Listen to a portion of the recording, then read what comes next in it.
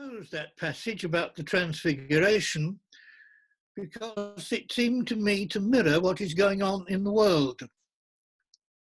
Jesus, with 3 apostles, go up the mountain, presumably to meet the Father.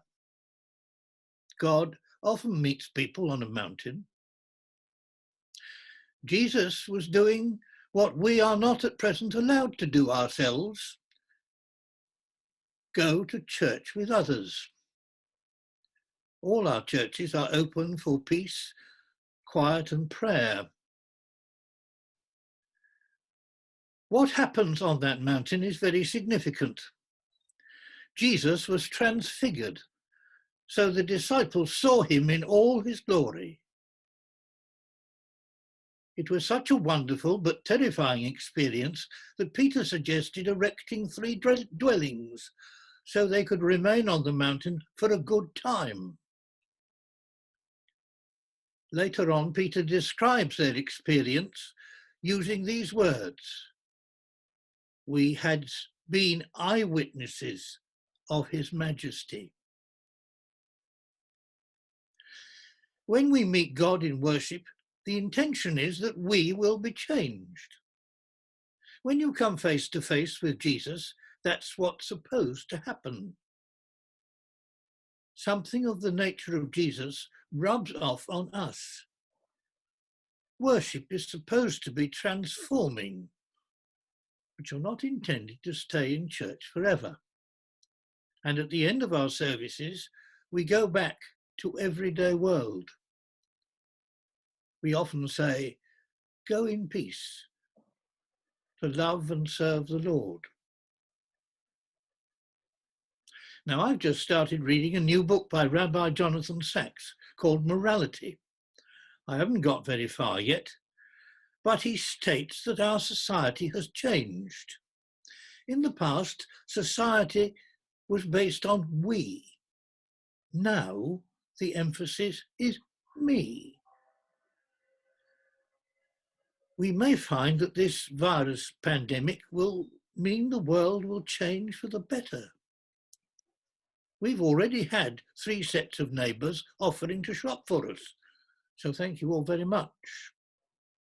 And we are told that the atmosphere in the world around us is already improving. The disciples go down the mountain and Jesus goes with them back into the world. And what do they discover when they get there? There's a great crowd arguing. Not because of a virus, but because someone has brought a child who is very ill to the disciples. Today is Mothering Sunday. Parents always worry about their children, especially if they are very sick. This story concerns a child who has been ill from birth. I'm glad to say that our children and grandchildren are worrying about us. The Father says to Jesus, "I asked your disciples to cast it out, but they failed." Just like the church today, they were ineffective. Jesus, exasperated, says to his followers, "You faithless generation, how much longer must I put up with you? Bring the boy to me." And Jesus speaks to the child's father and discovers what is wrong. Then we read, he rebuked the unclean spirit. I suppose it was some sort of an exorcism.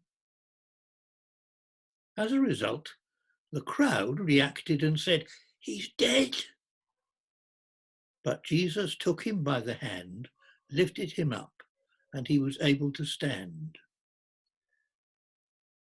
Later on, the disciples asked him privately, "Why could we not cast it out?"